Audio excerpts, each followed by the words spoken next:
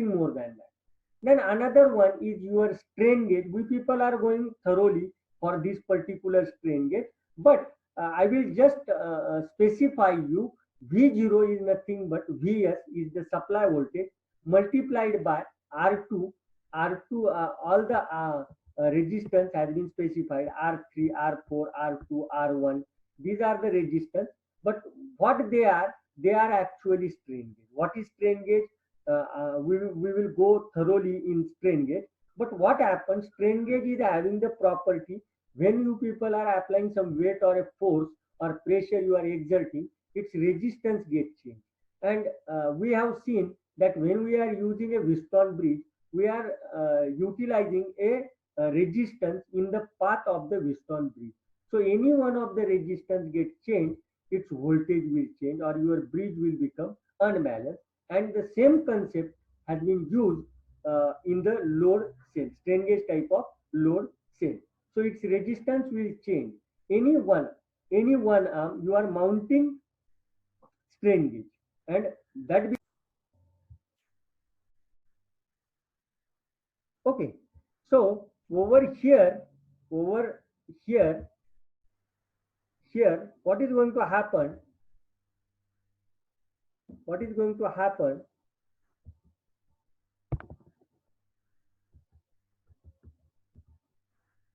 Over here, what is going to happen is that when the force is exerted it will either become a compressed one, it will either become a compressed one, or either it will try to become a elongate one. Either it will try to become a elongate, unbalancing this particular aspect. Unbalancing this particular aspect. Okay. So we will go thoroughly. We are having two lectures actually of 2 hours for this particular aspect for better understanding, because there are various types of strain gauge load cell, beam type, then cantilever beam type of load cells. Okay. Now hydraulic one, as we have seen that hydraulic type of pressure measurement or the force measurement, what is happening? We people are having the liquid or the diaphragm is mounted over here.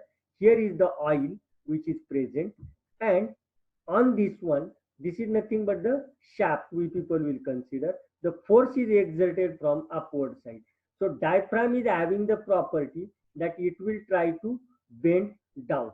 So when how much force you people are applying from the upward side, that that force is going to exert a pressure on this oil, is going to exert a pressure, and this is open. When this is open, automatically the exerted pressure will try to move towards, that pressure will be exerted on the Bourdon tube. So that Bourdon tube pointer will move depending upon the input pressure. Depending upon the input pressure. If your pressure is less, force is less, the movement of the pointer will be somewhere here. If your force is more, at that time it will try to cover the entire range. So measured force is in the range of 0 to 2.5 Newton per meter. And accuracy for this one is 0.1% of the full scale. So this one is also similar one. Here you are applying a force on the piston. This is the diaphragm. This will exert a pressure on this liquid, and again it will try to move or create a pressure representing the force. So this dial gauge is calibrated in terms of either pressure or applied force. It is directly calibrated in that one. But the output generated is the pressure exerted on the liquid depending upon the applied force. Depending upon the applied force. Okay. So this is the actual concept for your hydraulic type of pressure load cell or force measurement using this particular aspect. Okay. So cell use conventional piston and cylinder. So this theory has been represented over here. For your better understanding, you can utilize this particular theory for the understanding. So what he has specified is there is one piston, one casing is there, and in that particular casing, one elastic diaphragm is mounted. Below that diaphragm, there is another tank which is connected to the pressure gauge, and between that pressure gauge and the tank, we people are having the liquid oil. So when we are applying a force on the piston, with help of that piston, it is going to exert a pressure on the oil in proportion to the applied force, and it is going to highlight on the dial gauge. So the resultant output generated by the dial gauge is directly proportional to the pressure force that has been exerted. Okay. Another one is the pneumatic type, similar to that of your hydraulic type. In a hydraulic type, we have used oil. In pneumatic means this is associated. I will specify over hydraulic is oil base, and pneumatic is air base, means air supply is supposed to be used. Okay. So how this pneumatic type of cell is working? Simple aspect is provided over here. So what is that simple aspect? Simple aspect is that here is the diaphragm. Okay. Here is the diaphragm. This is nothing but here we people are applying a force, and this one is your manometer. This can be connected to manometer also, and here is actually out. Now what happens? Air supply is continuously passed through this one, and when we people are applying a air supply, here we people are having the opening, means your air supply is passing through this one. Yes, it is not moving to this side. It is not moving to this particular side. Now see the mean that when we people are applying a maximum force to this side, this part will move downward side. Yes, this will move and it will try to close this region. As soon as it tries to close the region, the air supply will try to move towards this side, and there will be a difference in the height of this particular leg. What causes the difference in the height?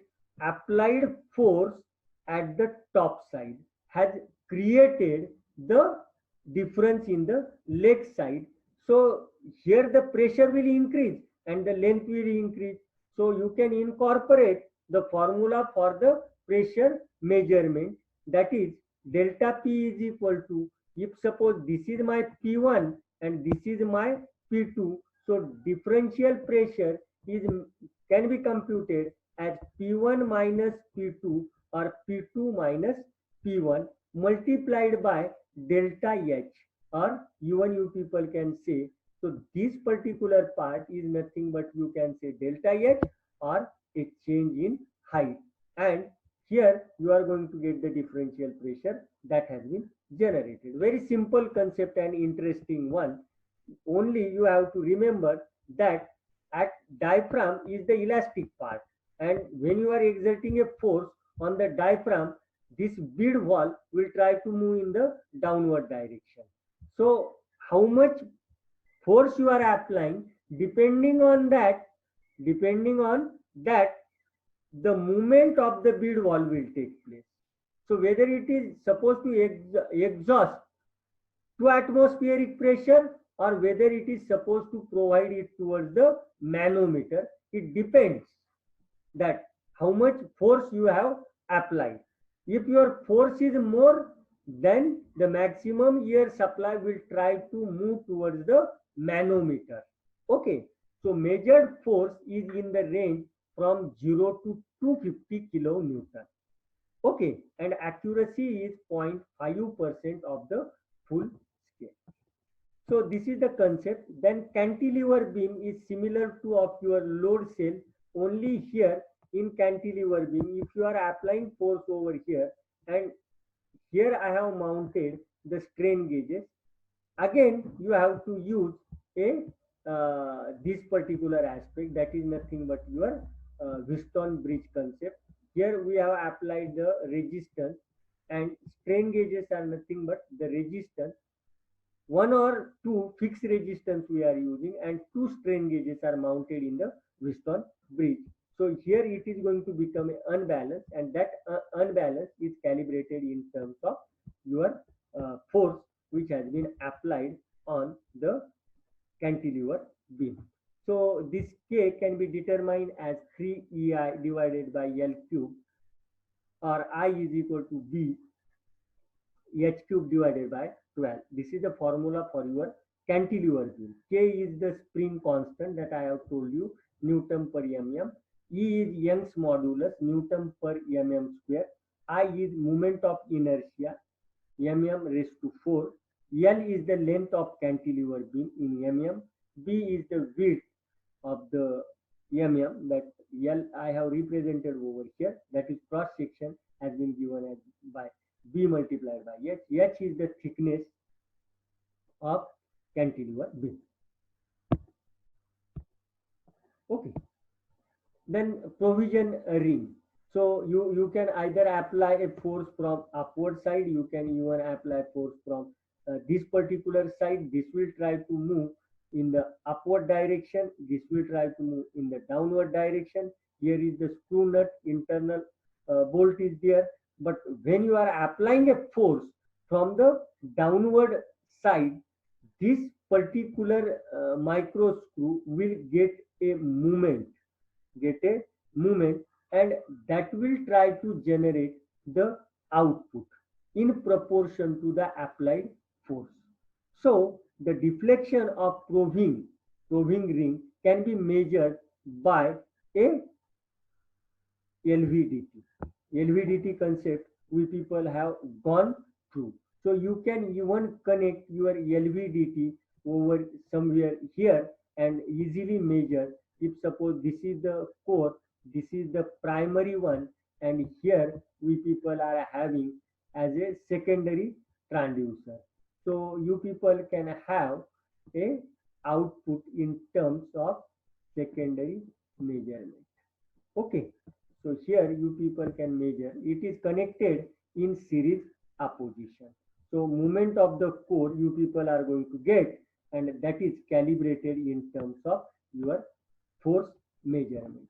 Simple concept that is used fruitfully for various applications using linear variable differential transform. Okay, so this is the construction of LVDT. Force is exerted from backward side. LVDT can be used. So if you apply force, core will move in forward direction. If you release the force, core will move in the downward direction. So here flux linkage will take place and it will generate the output. We have gone thoroughly for LVDT in the previous lecture.